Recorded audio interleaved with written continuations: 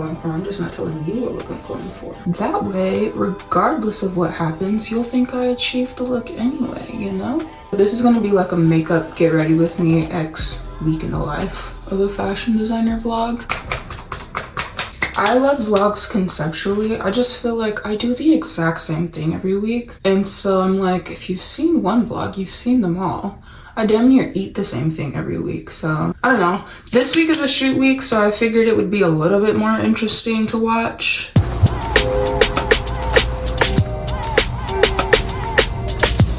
But I also feel like the fashion industry is not as interesting as everybody thinks. Like, I work on spreadsheets. I lift 30-pound garment bags. I'm under a steamer for hours, just like sweating, making sure models are cool. Models are sweating and like they get gorgeous pictures, but the people who have the glamorous jobs are in PR and buyers. Like, they're the ones that go to the events and runway shows. So I'm just like, is this even, like, it's not even interesting to watch, is it? Toasteds are real and you know, fashion cool, it's just what I do. Oh, I've also been watching Life in the Fab Lane, and it's so funny how the early 2000s, which is what got me, this is why I'm in the industry I'm in right now. Early 2000s media glorified the hell out of the fashion industry. And I'm not like, I'm so blessed. I love my job. Everything that I do is my passion. But I'm watching Kimora Lee Simmons, rewatching girl, because I used to watch this show down. But it's so funny that they're just acting. They're like, they are actors. Nothing is like, they'll get on the phone and be like, yes, I have the Marshalier, patch her in, fabulous, you're a superstar. I'm like, girl. Or True Jackson VP, the song I was just singing. Like, I feel like the early 2000s, the fashion industry really had a chokehold on the media, and it's not like that. Like, it's not like that at all. And I don't even think that we have the same sort of fascination with the fashion industry anymore, which is why I think, like, is this interesting watching these steam dresses for 2 hours, you know? So yes, this week was a shoot week, meaning that I steam garments, I get the fitting room ready for the girls.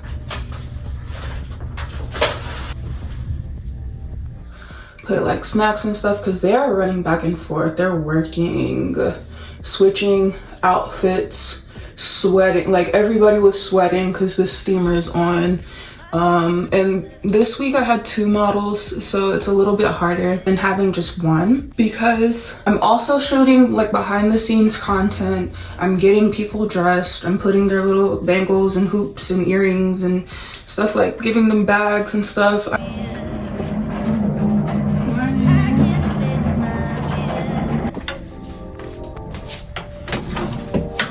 I was shooting content with one girl specifically today, or that day, because we had her sizes, but we just didn't have enough. So she shot a couple pieces for econ, but then mostly she was shooting content with me, which was fun. I started running out of ideas, and then I was like, okay girl, we're about to shoot a transition TikTok. And I don't even follow the brand on TikTok or on any social media platform, so I don't even know if they're gonna use that content that I shot. But it was still fun. I hope she had a good time. She had a short day that day, like I said, because she just didn't have enough sizes for herself, or we didn't have enough sizes for her. But yeah, shoot days really take it the hell out of you. Like, I go home and lay on the couch, and then I have to do it all the next day. Baby, baby, baby. From the day I saw you, I really, really wanna catch your eye. So it just so happens that I'm supposed to go pick up my artwork from the gallery today, but it also just so happens that I could sleep for 40 days and 40 nights. Because I got a new schedule and now I have to wake up a little bit earlier. And I'm being dramatic because it's only an hour earlier, but it's an hour earlier, you know, and that's, mornings just aren't my tea. So I'm about to make this coffee, and make my pilgrimage. I have an hour commute. I don't know if you knew this.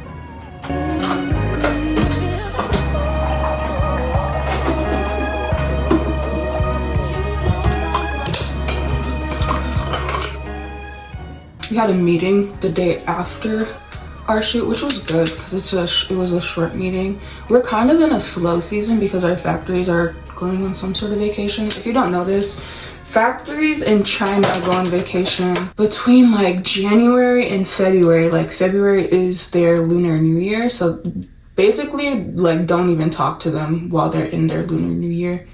Factories shut down for like a month, but I don't know what holiday is coming up for like right now, but yeah, we're in a slow season. Everyone, let's sing the hooray it's 4 o'clock song. Shoot days really take it out of you to the point where like I don't even want to be here today. It was a good day. We had a meeting and meeting was short, but my god, I didn't know if I was gonna make it today. So even our meeting was short, and we're working on tech packs this week. See, that's what I'm like, we're talking about spreadsheets, people. Like, is this interesting? We're talking about spreadsheets. I got a couple of samples in though, so that should be fun. Maybe there's a fitting next week. So that's what my job consists of. I work on the tech packs. There's like new, pending, upcoming, and then I receive samples, and then we do fittings. And the cycle starts over again. So that is literally what my job consists of. And it's so funny because most of this stuff was not taught in schools. Most of this stuff was like, how do you drape something? Which is still good to know, but it's like what job is teaching you how to, unless you work for Schiaparelli, what job is requiring you to drape a garment? And mind you, like, if a factory doesn't know what we're talking about, I can take a muslin really quickly and drape a piece like, hey, this is the fit corrections is something else that I do. But this is how we want this to fit. Can you figure it out based off of this drape, this picture? So it's like, it's important to know how to do most of this stuff, but like on a daily basis, when are we doing that? I'm plugging numbers into a spreadsheet. Or simply finding styles that already exist that we kind of want to mimic.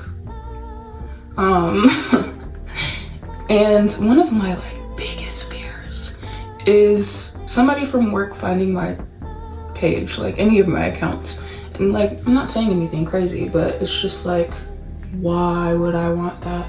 And it's a small company, so it's like, I feel like it would be super far-fetched for them to find it until I'm ready for them to find it, you know? Like, by the time I'm ready for them to find it, I'm like, wait, this is tea.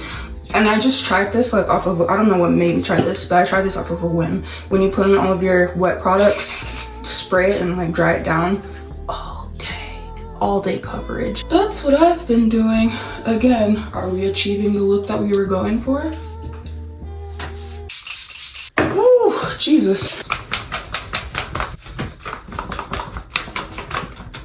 This is a secret, so don't tell anybody, but I try not to be a star at work, okay? And I'm gonna explain that. The CEO that I work for, she saw me doing content at the shoot and she was like, you're good at that. You're gonna do content now. We have a shoot next week. Yeah, I try to just stay low key, do my little clock in, do my little clock out and go home. So that's another reason why I'm like, I think it's best for me not to show that I like enjoy content while I'm at work, because I'm at work. I also just really like my job, so I would like to stay employed if there's like, you know, something that they don't want online. But anyway, the day of the shoot, I will set up my steamer again. That thing takes like 30 minutes to heat up, so I will do that. I'll get it started, go make my coffee, and then just kind of kiki with the girls for a second. Something that I find funny is that these kids will come to me from my SCAD video and be like, hey, I am at SCAD or I'm going to SCAD and I want to know like what I can do to get my full like what money's worth, get my full money's worth out of this school. And when I tell you, I will sit down and draft, scrolling, email, like, you need to do this, and I never hear from them again. Some of them will say thank you. I will get a thank you sometimes, but I'm like, I know these kids are not out here doing what I'm recommending. And a lot of it is like stuff that I wish that I would have known. A lot of it is stuff that I'm like, if I would have done this, I would have taken over the world. But I'm gonna do it. I'm gonna do it because I was that kid that was reaching out to people in my industry. There was somebody who worked at Gap, and I don't even remember his name. I reached out to him on LinkedIn. I sent him my portfolio, and he did a full like audit of my portfolio, basically. Like, he even redid some of my flats, and we're like, this is what your flats need to look like. God bless him. So many people helped me when I was first getting started, and I'm just like, I owe it to these kids that are reaching out to me. But then I'm like, there's no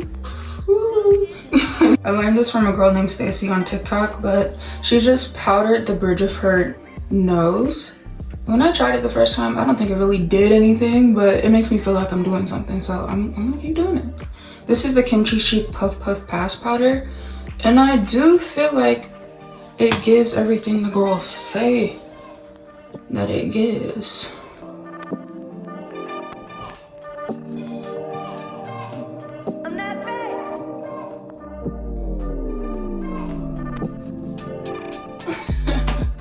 Well, this is the look. If you made it this far into the video, you're either my mom or you're so real. And in that case, we should hang out more. And I will see you next time.